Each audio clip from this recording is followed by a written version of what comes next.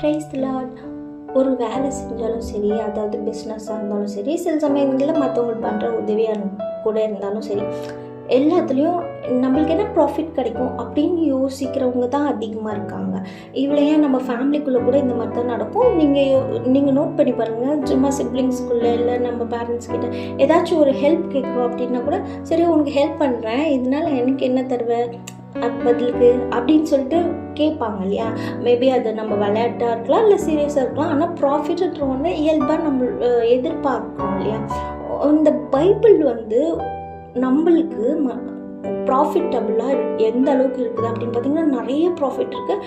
அதில் சிலது மட்டும் சொல்லணும் அப்படின்னு பார்த்திங்கன்னா, இந்த பைபிள் ஒரு மனுஷனுக்கு ஆசீர்வாதமாக இருக்குது. நீங்கள் சங்கீதம் 1 படிச்சிங்கன்னா, இரவும் பகலும் வேதத்தை தியானிக்கிற மனுஷன் பாக்கியவான். ஸோ நீங்கள் இந்த பைபிள் படிக்க அது நீங்கள் ஒரு ஆசீர்வாதமான ஒரு மனுஷனாக மாறுவீங்க. அது மட்டும் இல்லை, நம்மளுடைய வாழ்க்கைக்கு ஒரே மேப் இந்த பைபிள் தான். எப்படின்னு கேட்டிங்கன்னா, இந்த பைபிள் நம்மளுக்கு டைரக்ஷன்ஸ் காட்டுது. அது மட்டும் இல்லாமல் நம்மளுடைய ப்ராப்ளமுக்கு சொல்யூஷனும் கொடுக்குது. நீங்கள் இதெல்லாம் சங்கீதம் 119 படித்து பார்த்தீங்கன்னா தெரியும்.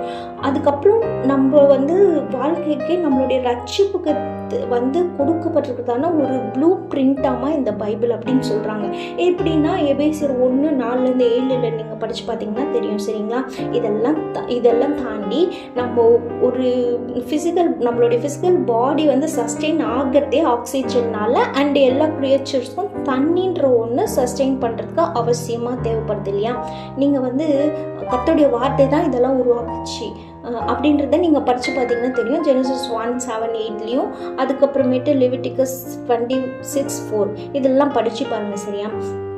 ஓகே. காற்று, தண்ணி அண்டு ஃபுட்டு கூட ரொம்ப அவசியம். இந்த ஃபுட்டு நம்ம செடி, காய்ங்க, பயிருங்க எல்லாத்துலேயுமே குளுக்கோஸ் இருக்கு இல்லையா. இந்த குளுக்கோஸ் மெயின் சோர்ஸ் ஆஃப் எனர்ஜின்றது நம்மளுக்கு தெரியும். இது நல்லா வளர்கிறதுக்கு ஃபோட்டோசிந்தசிஸ் அவசியம் இல்லையா. அதாவது வாட்டருக்கும் கார்பன் டை ஆக்சைடுக்கும் நடுவில் நடக்கிற ஒரு கெமிக்கல் ரியாக்ஷன். சரிங்களா.